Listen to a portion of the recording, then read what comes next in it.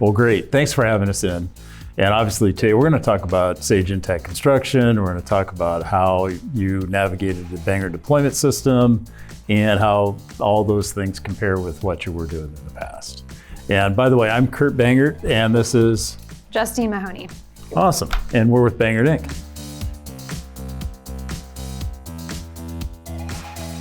So tell us a little bit about what do you do here? Do you want to start? I'll start it off. So welcome to Skogman Companies.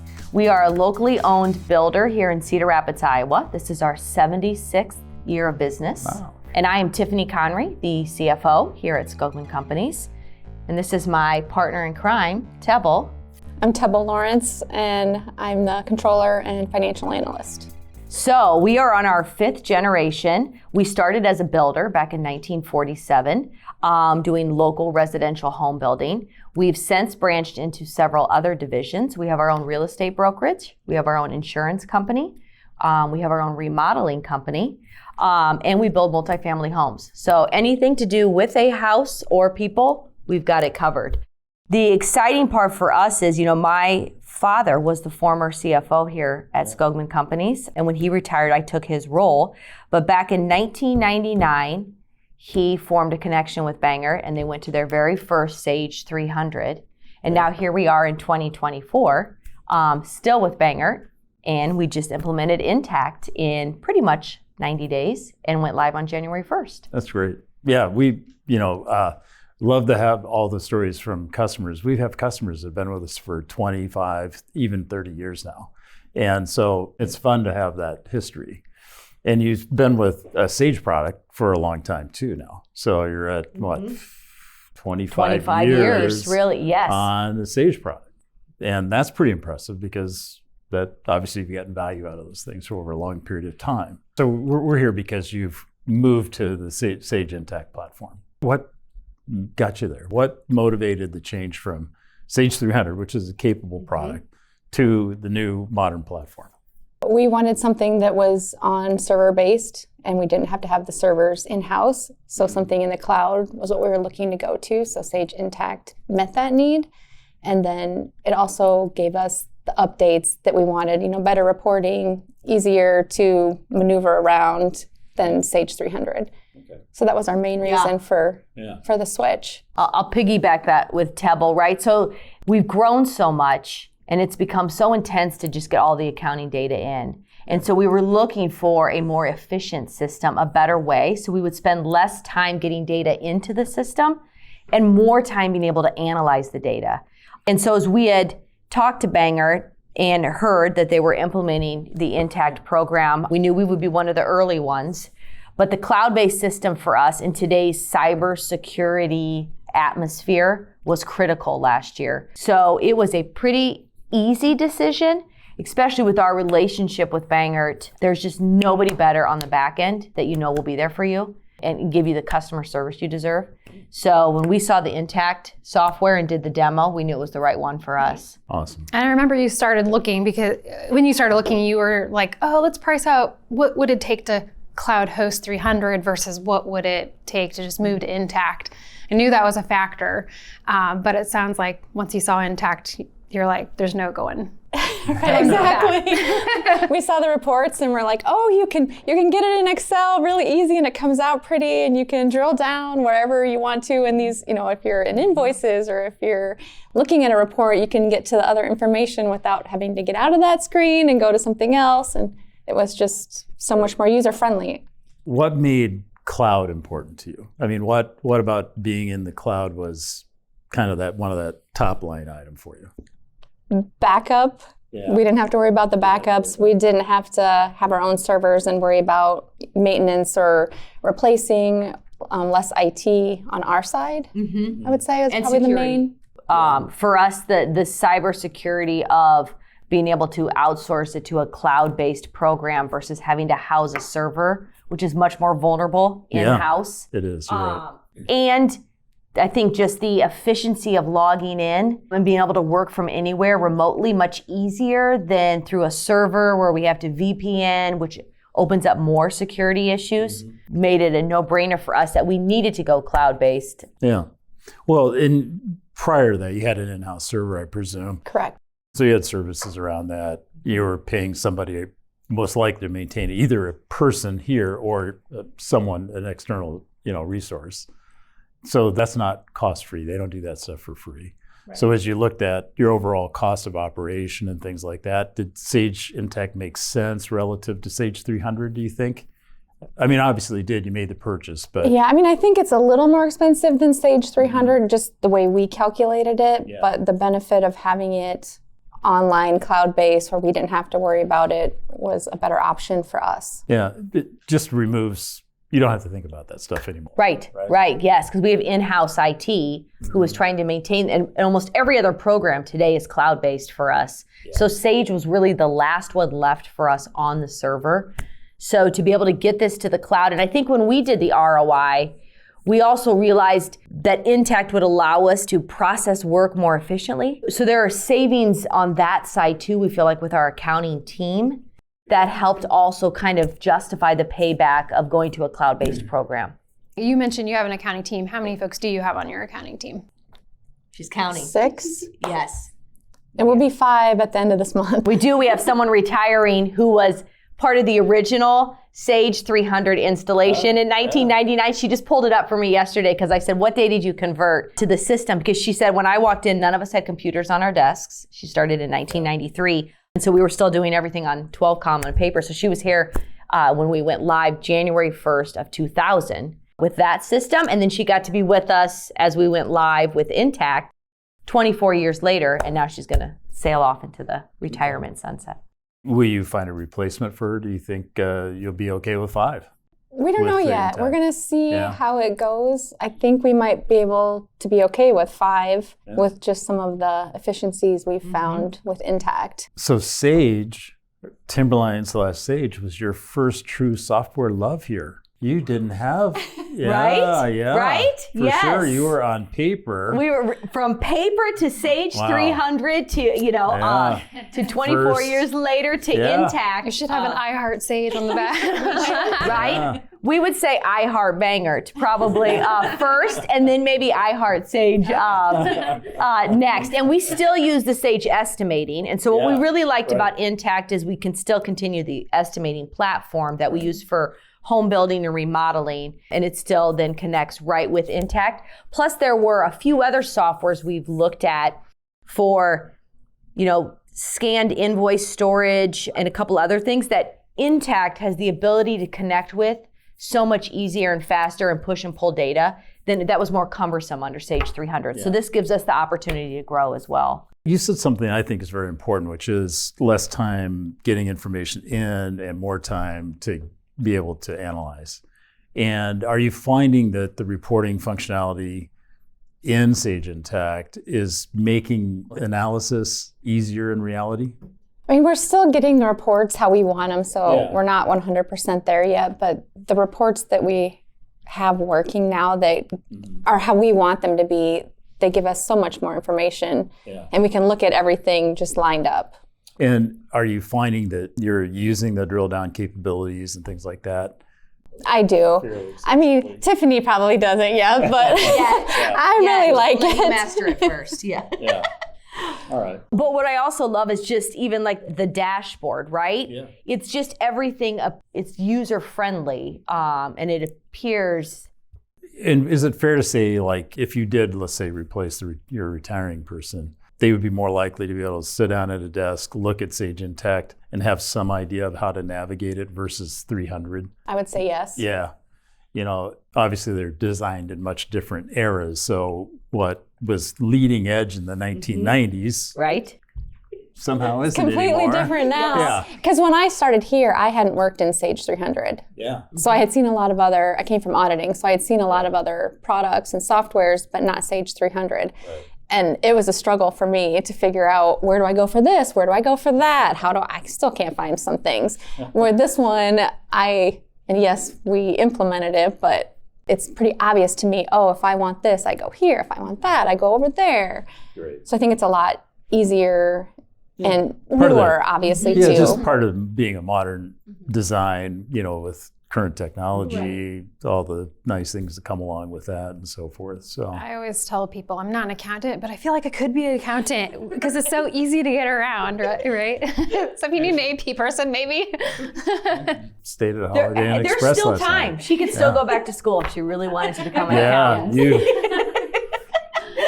salvation awaits. Right, Just exactly. more. Yes. Yeah, even like your reports we were talking about, if you're looking at your P&L and repairs looks too high, you can click right in there and see exactly what's in there. So that's way easier than going somewhere else and pulling up the accounts and what accounts are in there. And Or switching modules or all the things that you may otherwise have to do, or find the detailed report that you didn't have. Yes. That kind of thing. Is that correct? Yes.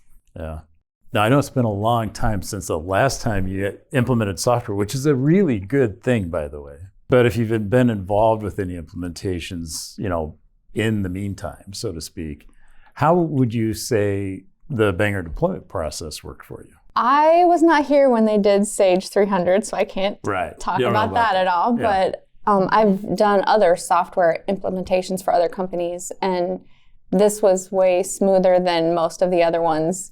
There was, obviously, we were more involved in the setup, which is different because that's not what I've had in the past. So that was a little bit of a learning experience. But now when we go in, oh, you need to change what user has these capabilities. Oh, you just go right here. I know right where to go. I don't have to try to get a hold of somebody and be like, okay, I need you to fix such and such, because most of that we can do on our own. So I think we did pretty smoothly because, like you said, we did it in 90 days. Probably. So I've been at Skogman now 10 years. Although the accounting function was always in Sage, we have so many other divisions with different software. So we've probably implemented 7 or 8 different softwares. Right. This was without a doubt the best experience on the back end. And I really, truly believe that's because of the team at Bangor. Often you buy these softwares and they look beautiful and fancy and you get them out of the box, but the support is so hard. Yeah. So you struggle to get someone on the phone, someone to support you, someone to understand your business. And this undoubtedly a fantastic experience for us. Bangor, first of all, I think your kind of way of deploying is different than we've seen historically about how software is done. And it worked really effectively. I saw my team watch the videos, join the live classes, have people like Lisa and other people on your team that were always there for them to answer questions and help them get through it. So this went much smoother and faster than I've seen any other software we've done. And then I'll also say, usually you get the software done and the people in the back end kind of disappear and you find a lack of support once you've implemented something. And this has been the exact opposite with us at the team at Bangor as well. So any questions they have, anything they need, something that's not working correctly, the team is promptly helping them through that. You both have brought up 2 things that are intentionally designed into the Bangor deployment system. One is, you mentioned the setup stuff you've never done before in an implementation. Well, that's intentionally put in there.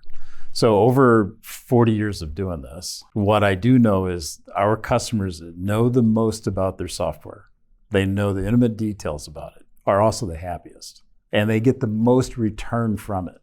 So we want you to do the setup because you now have a comfort level with the software, right? Gives you confidence, comfort, you know what to do. You don't have to call support for it. You can do it in 3 minutes versus waiting for a callback. Really quick, yes. Yeah, right. So that's a very intentional thing. And then the other thing is what you mentioned was that once you go live, everybody kind of disappears. Mm-hmm. Okay. So that's the other very intentional thing about the way we do things. Our people don't have to spend time with you, showing you how to enter an invoice and do a reconciliation and all the things you have to do on a day-to-day basis. But that makes them available to be there when you need them at those critical points in time. So, and that's what I hope you're finding anyway, and that's what you said you're finding. So it allows our people to be used where they're best, where their value is the greatest for you, and not have to do the other things. And then you can do your classes anytime you want. And I think that's what we really liked about the process was you could go at the speed your team was able to move at.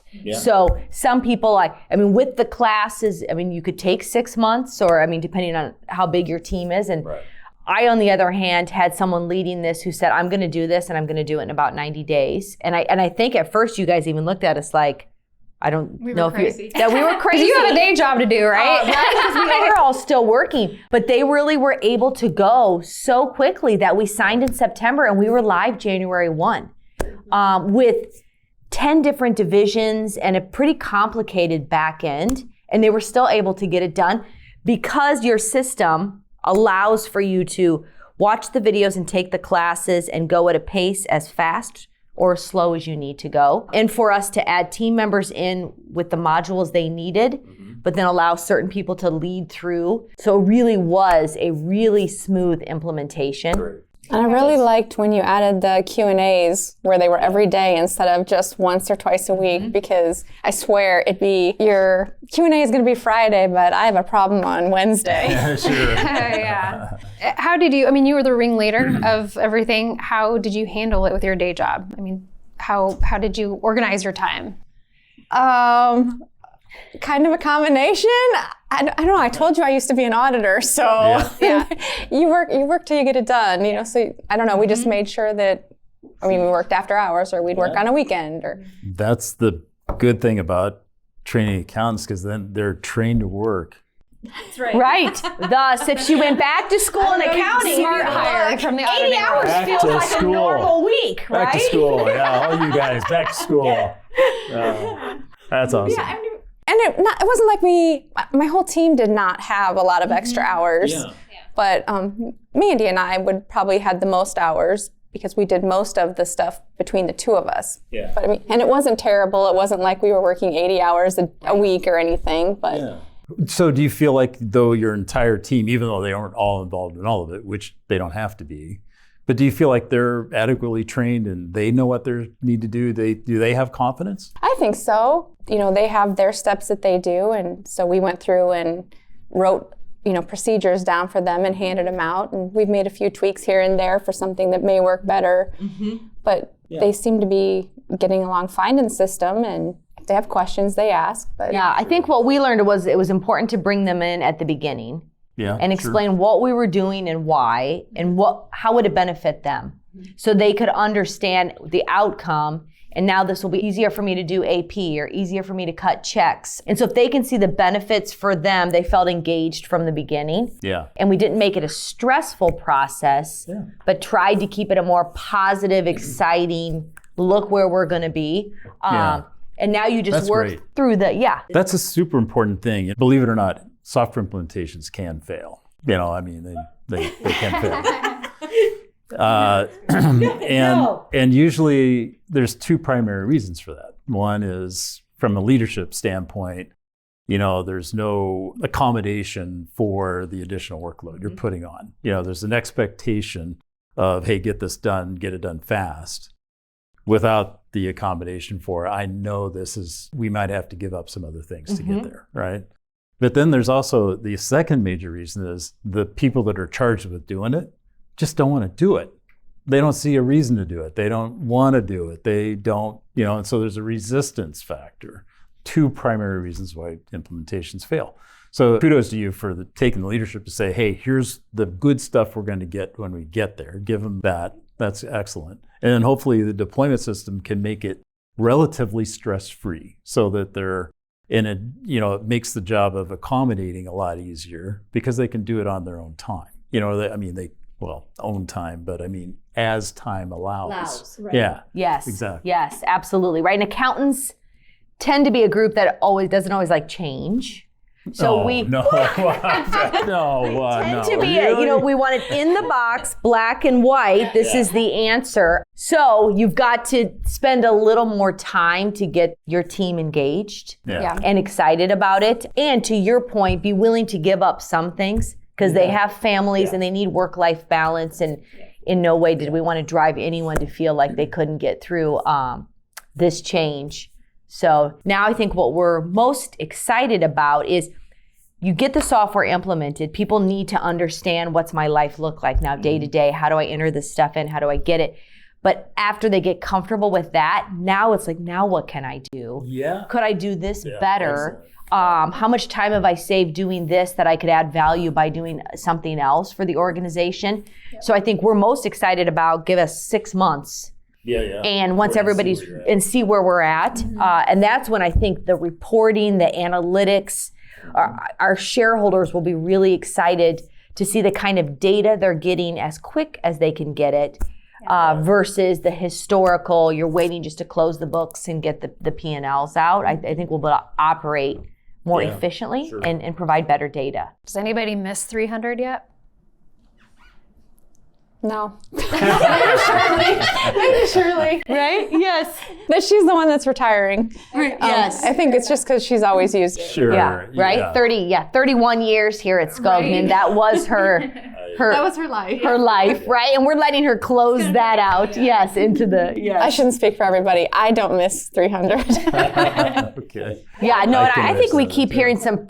We've got a couple people who maybe do cash deposits or more clerical roles, and the intuitive nature of the software. You know, I keep hearing comments like, "This is so much easier than Sage 300." So I think we're excited to see where this team is here in a couple months. And we were even using a third-party service for our invoicing. And right now we're entering it directly into Intact. Like our staff is doing that. And they think that's easier than what we were doing in the third-party software. So Great. I think there's some really good benefits. Great. The I guess the other thing about the way deployment is, I mean, it's kind of like, you just have coverage. Like you could continue on in it, plus as you go along, you can join the Q&As as you have ideas and say, hey, could I do this or how would I do that? And so you have this ongoing everyday availability to continue your education and find new ways of using it and things like that. And that's why that foundation is so important. So you understand it and have the confidence. Now you can start thinking, I think I could do that, That's We where did that want a you to go. lot. We did that a lot. I'm sure your team thinks we had them on speed dial for the Q&A session. We kept saying, we like sprinkles with our ice cream. Can we do such and such? Yeah. So many cases with what I think of as a traditional implementation, usually they're billing you by the hour and all that. So it's in your interest to use fewer hours. It's in their interest to bill you more hours. But there's a natural kind of barrier there, if you will. And so you're kind of always conscious about, do I want to call them? Because if I call them, that's going to either take from our budget or I'm going to get a bill for it or whatever. And so instead of moving forward and getting more questions answered and breaking new ground, you kind of just stay static. I can't tell you how many customers on 300 we have that say, gosh, I wish it did X. And you're like, well, it does X. When do they put that in there? It's like, 2008? Right. They're like, you're kidding me. No, I'm not. But it's part of that natural barrier that's created because you have to continually pay. Well, you paid one thing. By the way, you were quoted a number, right? Yes. Have you paid a penny more than that number? No. No. Right. And you can kind of continue to use it on an unlimited basis. Which is perfect. Yeah. I love it.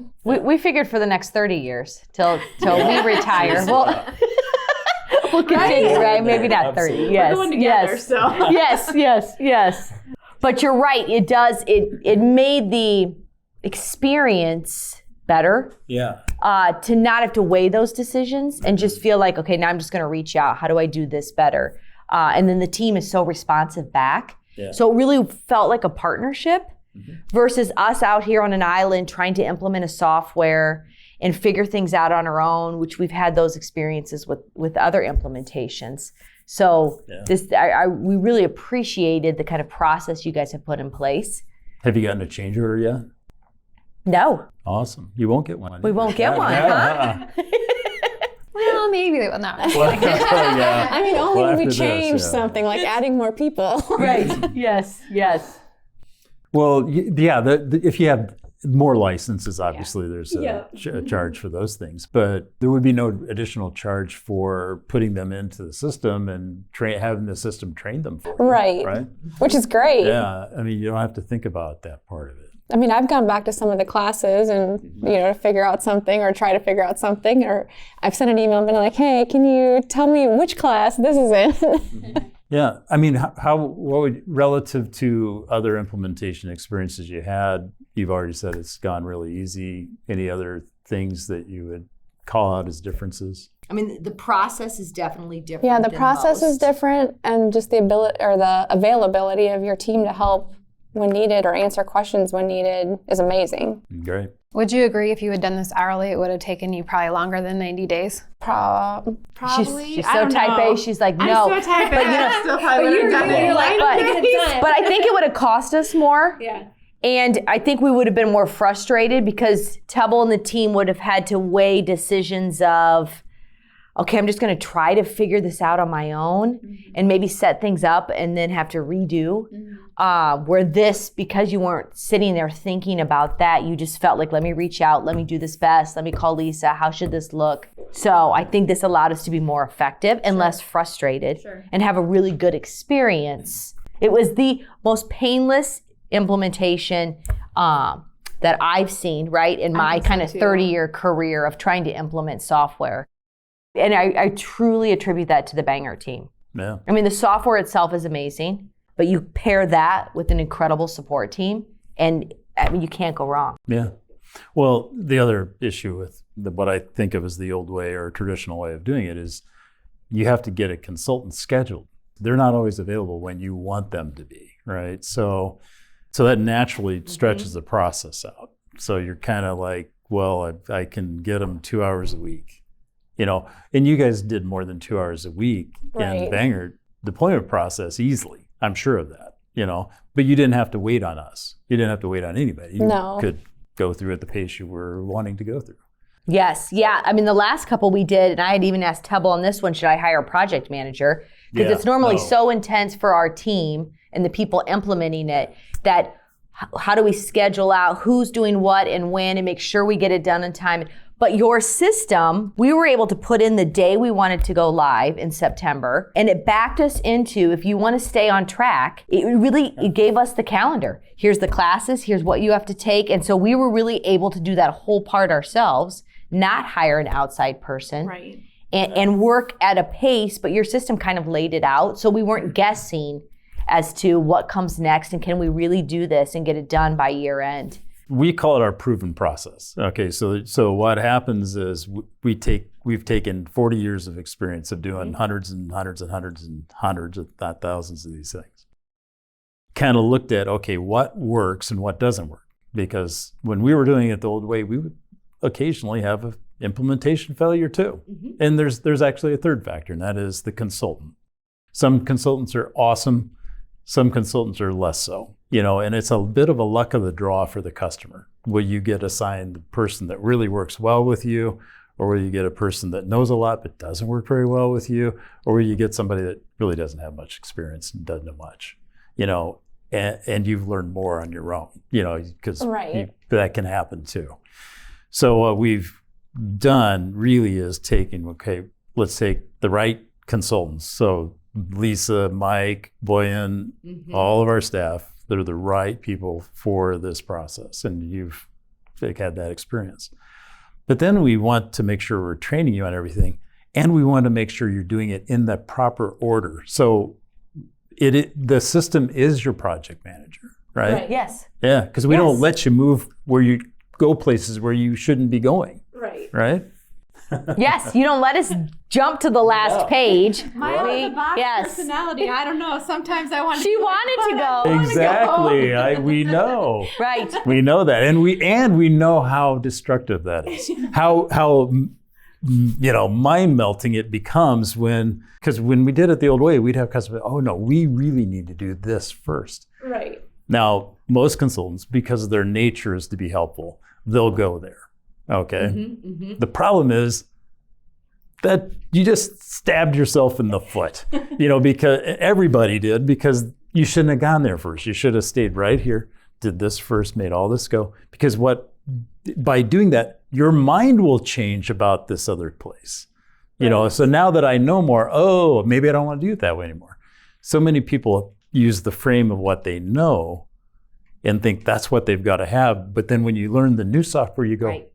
maybe there's a different way. Right? Yes. And most breakdowns, I think, in implementations, it's not really the people, it was the process or the system. And so what you guys did is said, this is the system. And if you follow this system and this process, you will be successful. It'll and work. And it 100%. worked. Guaranteed. And we followed Yeah. that system and that process and did it in, a little over 3 months. For us, a proven process has to be followed by all. Okay, if we have everybody doing a different thing, we don't have a proven process.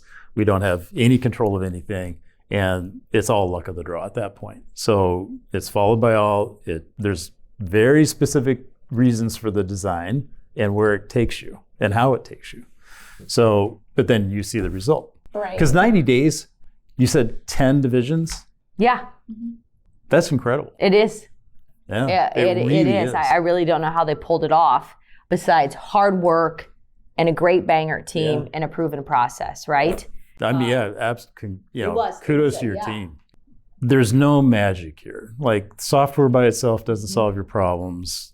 The reseller or the provider doesn't solve your problems. It's really a team effort. Yes. I mean, and so much of the responsibility is here with you, and you guys have taken that on and knocked it out of the park. I would say it's a combined team effort, though, because the questions we had and the questions your team helped us answer, that let us get here as fast as we did. Yes. So one of the things, usually, I mean, I'm going to assume that our people are generally fairly cheerful and helpful and things like that, right? Part of the reason for that is they don't have to work those 60, 70 plus hours a week anymore. They're not in the old way of doing things. It puts a tremendous amount of stress on our staff, because you're going to call and say, hey, could we meet Monday morning at 9? Well, no, I've already got somebody at 9. And well, when can you meet? Well, my calendar's full until 2 weeks from Friday. And so, but then they feel bad about that because they want to help you. They want to help you right now. So, well, and all those things create this massive ball of stress, really, on both ends. Because you're stressed because I need this now. I can't get it for a week and a half. Our people are like, I want to help them, but I have no time to do that. So that's one of the other major reasons for the system. The way we design deployment is to just eliminate that kind of stress. Yeah, and get you there faster. I think it was on your team too, as well, that you could go at your own pace, right, but still be there for the important life events. Right. I mean, we got through this through Thanksgiving and Christmas and everything else because it's still that is a happy factor. people, happy workplace, Absolutely. right? And we are absolutely about that as well. And the people come before the systems, and the culture matters more than the processes. So we were the same way. We were able to get our That's own great. pace, work hard. It felt rewarding, but not have to go so fast that you felt like you were going to. Yes. And we always tell Right. people that's one of the toughest times of year to ever implement because you have so much other stuff going on and year ends coming up and all that too. Yeah. Incredible. Right. But we're accountants. We wanted January 1. Like we needed it clean. We needed it cut off. I remember telling you guys, I was like, because you were like, oh no, I'm like, okay, you've got Thanksgiving. Christmas. You have literally you're in fourth quarter, right? And we were like, no, this is, Tebel said, I am doing this. And I asked her a couple times, are you sure you don't want to push it? We could go February 1. We could go March 1. So I don't even think we started till it was October. October, right? Yeah. It was. I was like, nope, we're doing it. That time frame with the holidays involved is astounding. Honestly, it really is. I can't give you guys enough credit for it because that's usually when things fall apart. People are thinking and doing other things, and rightfully so, because the culture is important. Yes, but I think it was December 30th. I remember even until January 2nd, you were still, Boyan was helping you, right? And we were getting the import in, and he on your team was one of my favorites, absolutely incredible. Helped us with something else last year, and we'd put him in our pocket if we could and keep him forever. but he was there too, helping even through the holidays and everything to get the data in and converted and make it a smooth process. Yeah, so it's great. Right. Well, and I think that's the culture is important for us too. That's another area where we're aligned. One of our primary driving reasons is that Reed and we just looked at the company going, in what I think of the old way, the old one-on-one consulting model with hourly billing or some form of billing but it's still one-on-one, that nobody's having fun. This is not kind of how we got here over 40 years. So something has to change because it's not sustainable, Right. So it's important to us to have happy people because we know happy people make happy customers. And so that was probably our number one reason behind it. But also we wanted 100% happy customers. So Right. we wanted a system where you guys have a great experience too. Yes, undoubtedly was. I think I asked Teb, like, would you do it again? Absolutely yes. Would you do it that fast? Yes. Yes. Yeah. She says 1 out of 10, 10. I would do it. And sometimes you get through the process and think that was way too painful. So that shows you that it really was Yeah. a good experience for Yeah, us. exactly. And that's hard to say when you're changing your entire accounting Yeah. system. Yeah. Oh yeah. It's a big deal. It is a big deal. It's a big deal. So you guys have probably already answered this, but yesterday I made a video saying, hey, we're going up to Skogman Homes in Cedar Rapids, and do you have any questions for him? So Louis actually did ask us a question on Banger user group or bug. So his question is, what was the decision that led to the switch from Sage 300 to Intact? And what was the implementation time frame for you? Hey Louie, this is Tiffany at Skogman, and I've got your question here. So the decision point for us last year was the uncertainty of the cyber security space and how many people were being hacked led us to say we need as much of our software in the cloud protected on systems versus us trying to do in-house and on servers. That just left us too vulnerable. So that started our decision point for us. Plus we were looking at some changes structurally and wanted to have better data, better analytics. That led us to the Banger team, to the demo for Intact. All within a couple months, we made the decision in September to go ahead and switch, and then Tebel and my team made the conversion in about 100 days. So by year end, they were converted and we went live on January 1. So this is a system you can go as fast as you want, or you could slow down the pace for your team as well. Yes, Louie. So, hey, thank you so much for taking the time with us. We really appreciate it. And thank you for watching. And I hope you learned something from the folks at Skogman.